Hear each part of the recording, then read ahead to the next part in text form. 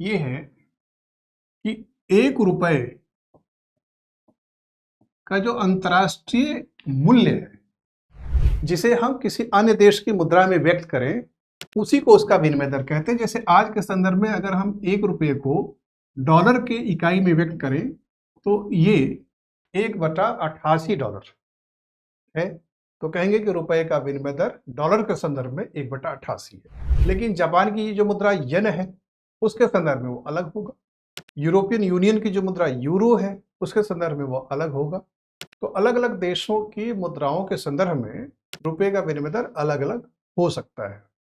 कई बार हम उसका एक औसत भी निकाल सकते हैं। सामान्यतः जो औसत विनिमय दर होता है उसको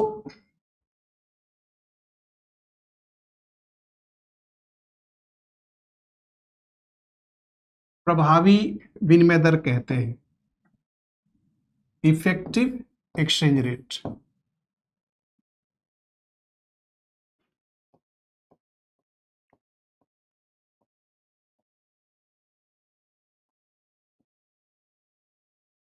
लेकिन उन सब चीजों पे अभी फिलहाल हम लोग ध्यान ना दें, हम लोग सामान्य विनिमय दर लेके चलें। जो सामान्य विनिमय दर है उसको कहते हैं नॉमिनल एक्सचेंज रेट। तो सामान्य का मतलब किसी एक ही मुद्रा के संदर्भ में हम इसको देख रहे हैं,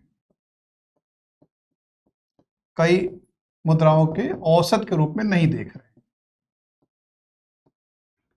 चूंकि हमें समझना है कि रुपया कमजोर क्यों हो रहा है और इसके प्रभाव क्या है, तो हम लोग विनिमय दर का विशद अध्ययन अभी नहीं करेंगे, नॉमिनल एक्सचेंज रेट के संदर्भ में ही चर्चा करेंगे। नॉमिनल एक्सचेंज रेट को ही ध्यान में रखते हुए थोड़ा सा इसमें जो अन्य शब्द के हैं, महत्वपूर्ण शब्द, वो ये ध्यान रखना है कि विनिमय दर में जो परिवर्तन होता है